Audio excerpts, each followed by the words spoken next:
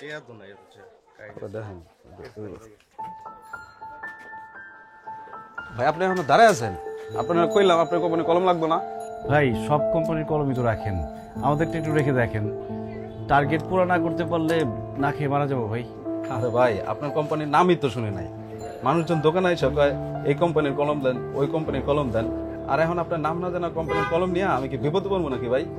ভাই সমস্যা নাই, আপনি কলম রাখেন, টাকা দেওয়া লাগবে না, বিক্রি করে তারপর টাকা দিন। ভাই আপনাদের চেনা আছে, সকালে কলম দিয়ে দেন, আবার ঠিক সন্ধ্যার সময় হাজির হবেন টাকার জন্য। প্লিজ ভাই। ধরো ভাই, আপনি অন্য দোকানে ট্রাই করেন। আপনার কত হিন্না মনে হইতেছে আল্লাহর দুনিয়ার সব দোকান উদা হয়ে গেছে।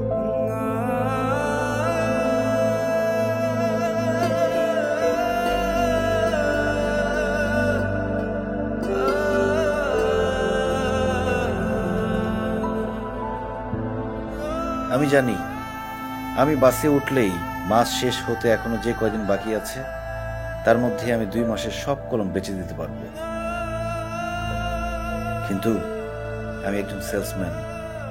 আমি এখন আর হকার না, আমাকে আরো মেধা খাটাইতে হবে, সফল আমাকে হতেই হবে।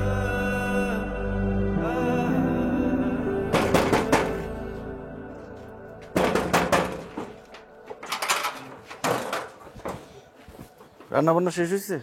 না, এখনো তো শেষ হয় নাই। তুমি ভর দুপুর বেলা, এই তোমার কি কিছু হইছে নাকি? না, কিছু হয় নাই, একটু বিশ্রাম নেওয়া দরকার। ও, অফিসের সব কাজ শেষ? অফিসের কাজে যদি পুরো সময় দিয়ে দিই, ভিতরে সময় দেবো কেমনে? আমি যাই একটু ঘুমাই, ঘুম থেকে উঠলে তারপর খাওয়া দাওয়া করবো না। না না, খাইয়া তারপর ঘুমা, ঘুমটা ভালো হইব। রান্না হইতে আর বেশি সময় লাগবে না। ঠিক আছে, তাহলে হাত মুখ ধুই। শোনো না, আমার কেন জানি মনে হয় তুমি এই চাকরিটাতে খুশি না। এত ঝামেলা হলে বাদ দাও না, আগের কাছে ফিরে যাও। ঝামেলা মনে করবো কেন? ঠিক আছে, সমস্যা নেই। কি হয়েছে কইবা আমাদের? কিছু একটা হয়েছে, কও না। আমার একটু একা থাকতে দাও। একা থাকার কথা তো বড় লোকরা কয়, তুমি তো দেখি আমি বড় লোক মতো কথা কইতেছো।